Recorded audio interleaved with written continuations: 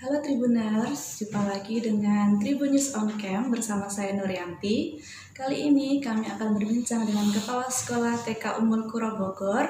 Kami akan membahas soal pembagian rapor dan juga pengumuman kelulusan dari TK Ummul Qura sendiri yang dilakukan secara drive-thru. Kali ini kami berbincang dengan Ibu Ira sebagai Kepala Sekolah. Selamat malam Ibu. Selamat malam, Mbak.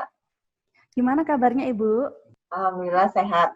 Ibu, ini di masa pandemi ini, pembagian rapor dan juga pengumuman kelulusan kan dilakukan secara drive-thru ya Ibu ya?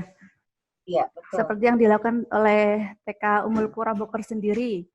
Bisa dijelaskan Bu soal persiapan yang dilakukan, karena kan tentunya protokol kesehatan harus diterapkan ya Bu ya, protokol kesehatan secara ketat gitu. Bisa dijelaskan persiapan apa saja yang sudah dilakukan gitu? Baik, terima kasih kesempatannya.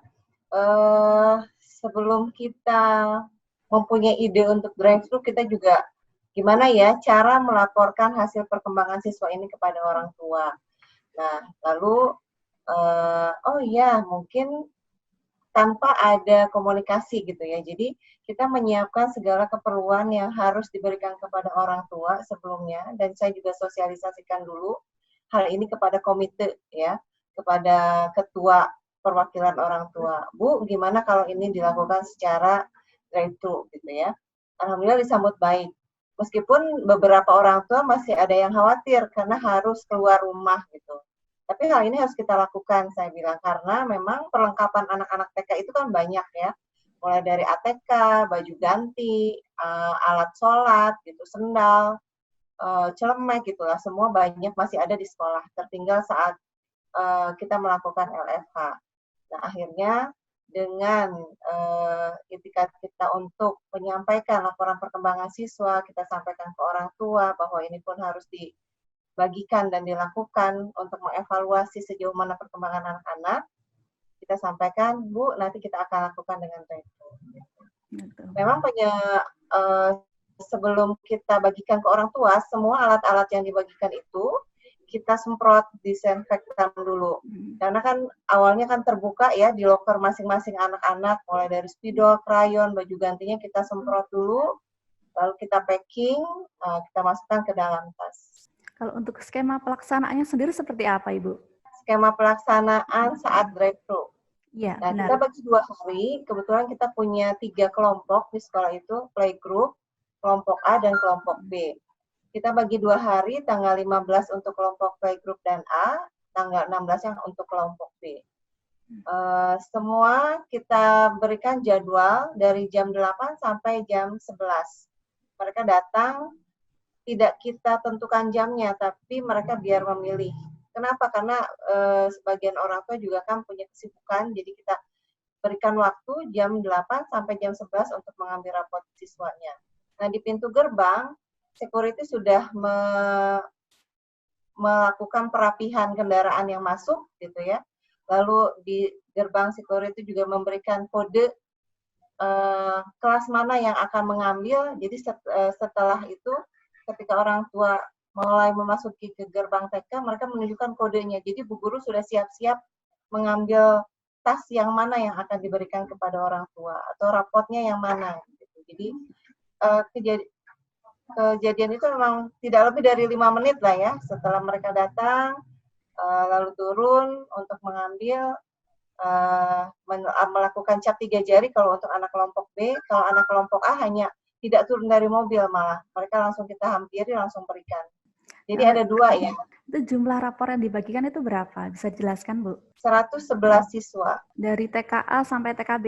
Ya, TKA dan TKB. Bu, ini kan sebelumnya mungkin pembelajaran lewat online ya, Bu ya? Ya. Dilakukan lewat online. Itu mungkin ada kendala apa, Bu, dalam pelaksanaan secara online itu? Kendalanya yang pertama, orang tua bekerja. Ibu bekerja ya, jadi kalau anak TK kan tidak bisa pegang alat virtual sendiri. Mereka harus didampingi oleh orang dewasa untuk melakukan komunikasi atau telekonferensi dengan gurunya. Yang kedua, sinyal. Karena Bu Guru WFH di rumah masing-masing dan letaknya juga bervariatif gitu ya, ada 2 guru yang sampai kemarin itu masih kesulitan untuk melakukan teleconference. Masuk bisa Zoom dengan siswa tapi nanti sinyal hilang gitu ya. Itu yang menghambat. Yang ketiga adalah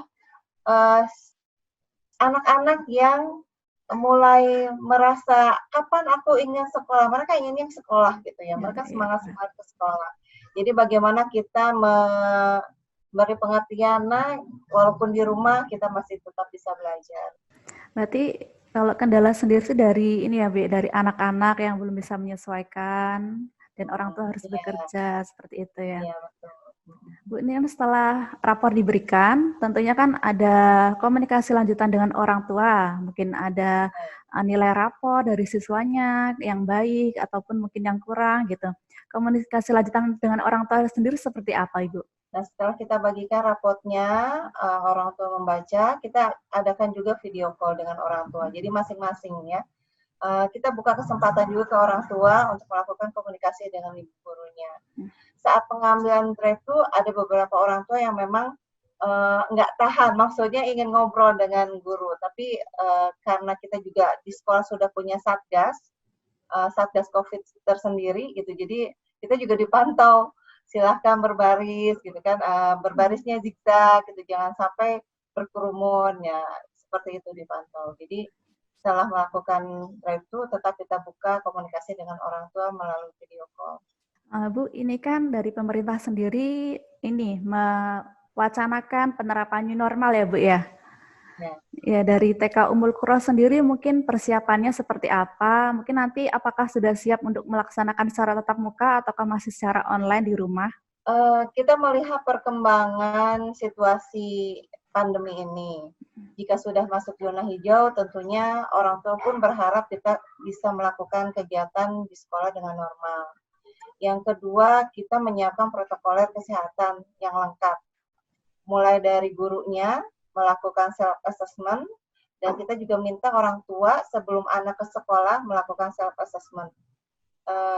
Dan hal itu mungkin sudah diketahui banyak orang ya, apa dia tidak bepergian 14 hari gitu kan ya, dalam 14 hari itu maksudnya. Jadi ini kita lakukan semaksimal mungkin agar kita tidak menjadi klaster yang baru harapannya begitu. Dan ini kalau dari Kementerian Pendidikan sendiri malah menyarankan atau menghimbau itu, kita itu harus bisa mensehat jiwa dan ragakan seluruh warga belajar.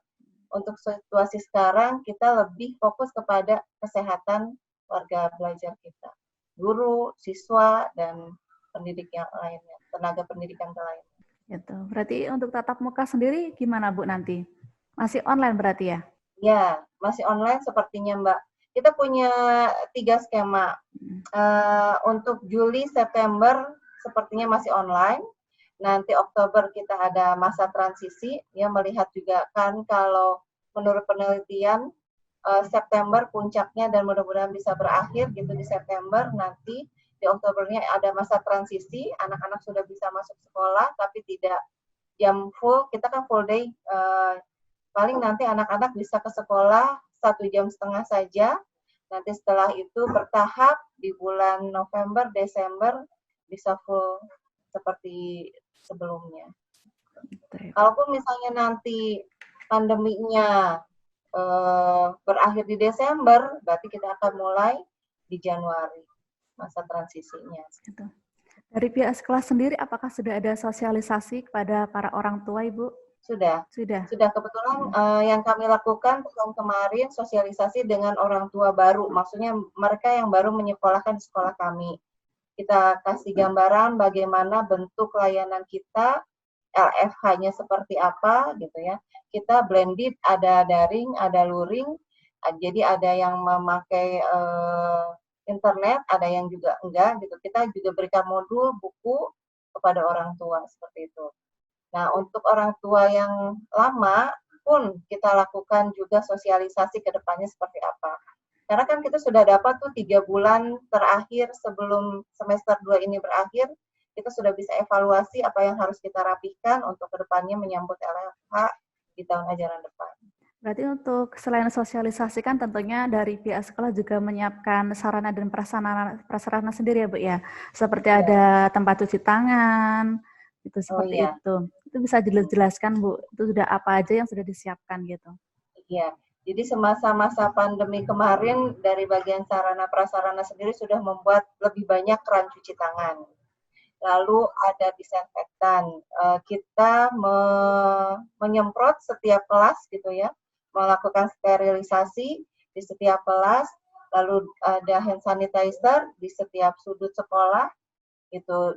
Dan yang lebih penting mungkin ke anak-anak nih sebetulnya ya, kita sudah mulai membiasakan kepada mereka perilaku hidup sehat, baik di rumah ataupun di sekolah yang akan menjadi kebiasaan baik tentunya untuk mereka nanti.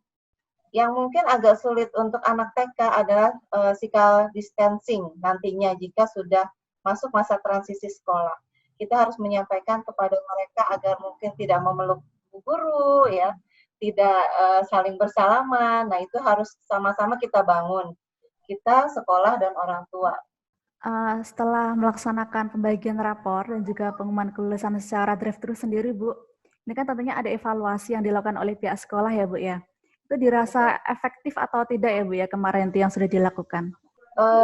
Menurut kami efektif untuk saat ini karena memang satu, kami harus menunaikan kewajiban kami sebagai bu guru untuk mengevaluasi perkembangan siswa.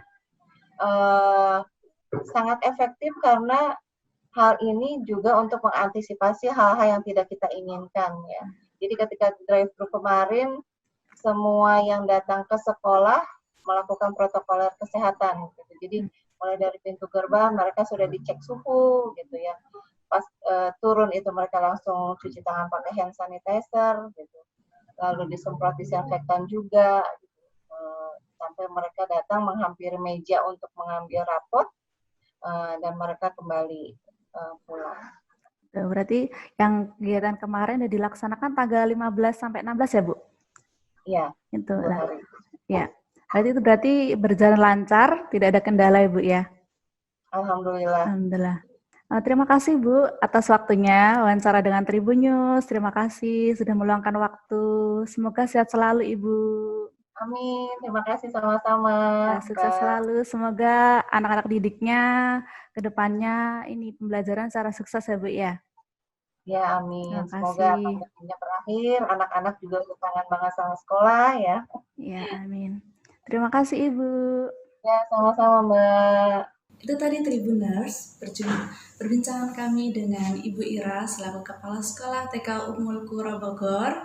Semoga informasi yang diberikan oleh Ibu Ira bermanfaat. Jumpa lagi dengan kami di video kami selanjutnya, tentunya dengan narasumber yang luar biasa. Terima kasih. Terima kasih sudah nonton. Jangan lupa like, subscribe, dan share ya.